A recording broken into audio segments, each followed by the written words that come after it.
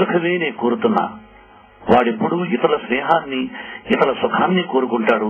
అలాగే మనందరం అతని సుఖాన్ని కోరుకొని ఈ పిక్చరు విజయవంతం కావాలని బాబాను, వెంకటేశ్వరుని, సకల దేవతలను ప్రార్థిస్తున్నాను. అలాగే నటీనటులకి నాతో ఎక్కువ పరిచయం లేదు. హీరో అండ్ హీరోయిన్ వాళ్ళు కూడా విజయవంతం సాధించాలని.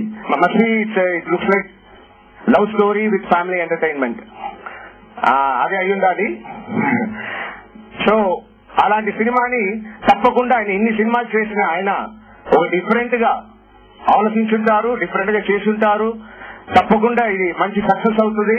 ఒక అద్భుతమైనటువంటి క్యారెక్టర్ చేయించి నాకు పేరు తెచ్చే క్యారెక్టర్ వారు చేయించారు.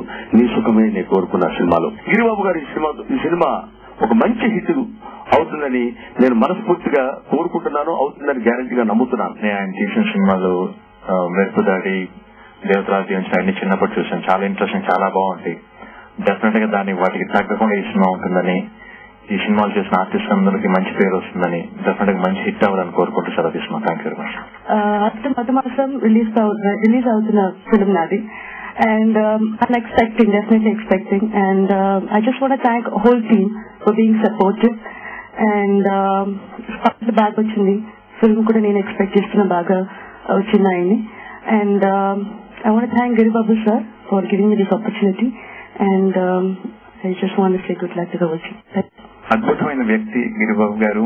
I love you sir. And నేను ఒకటే కోరుకుంటున్నాను, మీ సుఖమే కోరుకుంటున్నాను సార్. మీరు ఎప్పుడు ఏ ప్రాజెక్ట్ చేసినా కూడా సుఖంగా ఉండాలని కోరుకుంటున్నాను. God bless you sir. And ఇక్కడ విచ్చేసిన ప్రతి ఒక్కరికి కృతజ్ఞతలు. డెఫినెట్ గా ఈ ఆడియో, ఈ ఫిల్మ్ పెద్ద హిట్ కావాలని ఆ భగవంతుని కోరుకుంటున్నాను. Thank you so much.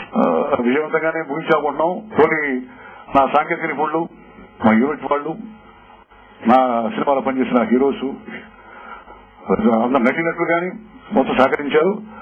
అనుకున్న టైంలో 60 రోజులు 60 రోజుల్లో ఫినిష్ చేశాము. 70 రోజులు ఎక్స్పోజ్ చేశాం.